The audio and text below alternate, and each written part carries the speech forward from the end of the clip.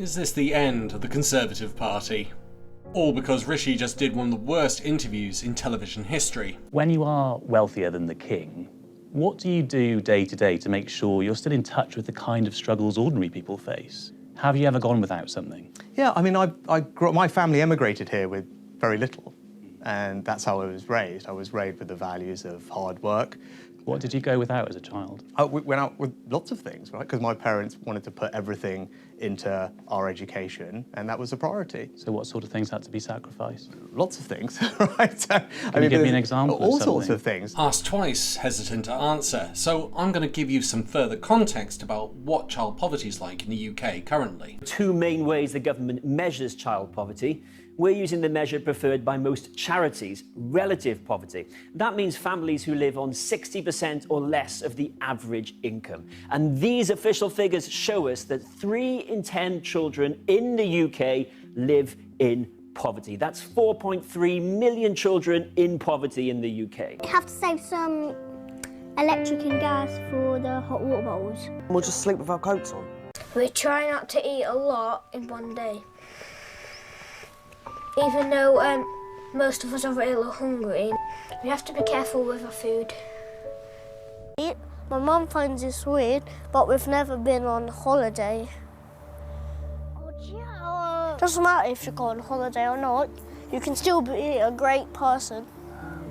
I've never been on an airplane because my mum's not rich enough to. She spends it all on rent and everything else, and I don't care as long as she's trying her best. I love her as much as I do. So is this situation getting better or worse? Well, that 4.3 million children in relative poverty, there it is, that is up from 3.6 million children a decade ago. So bear that all in mind, because here's Rishi's answer. Like lots of people, there'll be all sorts of things that I would have wanted as a kid that I couldn't have, right? Famously, Sky TV. Okay. So that was something that we never had growing up, actually. And Yes, you heard right. Despite all those clips I've shown you, all the statistics, all the claims, all the questions thrown at that man, and the thing that he had to suffer without was Sky Television. Believe in better. but there's lots of things. But again, that's my experience is obviously going to be what my experience was, what is more important are my values and how I was raised. And I was raised in a household where hard work was really important. And he was also raised in a house which believed in this. I have friends who are aristocrats, I have friends who are upper class, I have friends who are, working class, but I'm not working class.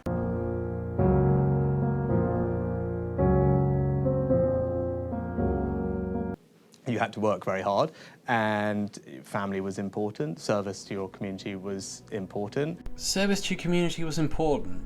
Interesting that he said that, because obviously there was the D-Day controversy.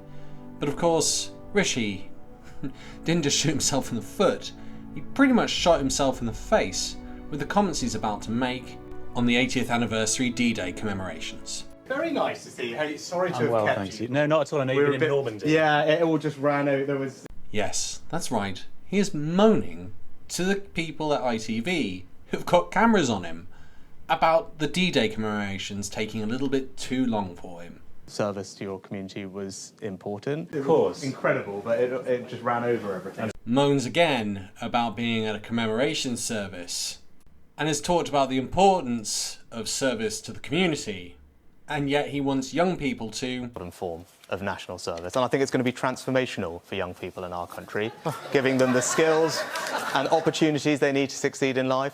For me, the hypocrisy, the irony, the lack of duty and the lack of political intelligence says to me that was the death nail in the coffin of the Conservative Party. And it doesn't end there, because obviously people came out to defend Rishi. Just like dealing with the D-Day events running over as if that was an inconvenience in trying to get to an interview on time. Can you understand why this doesn't make things better in some people's minds? I think the Prime Minister quite rightly reflected on that and apologised for it, which I thought was the smart of him to do the right thing to do and showed his intention. And as he says, actually in that actual clip, the entire event, and I was actually at them all, was absolutely remarkable. I mean, it was incredible to meet British veterans. The part that he now famously missed wasn't with the British veterans at all. He had met them all beforehand.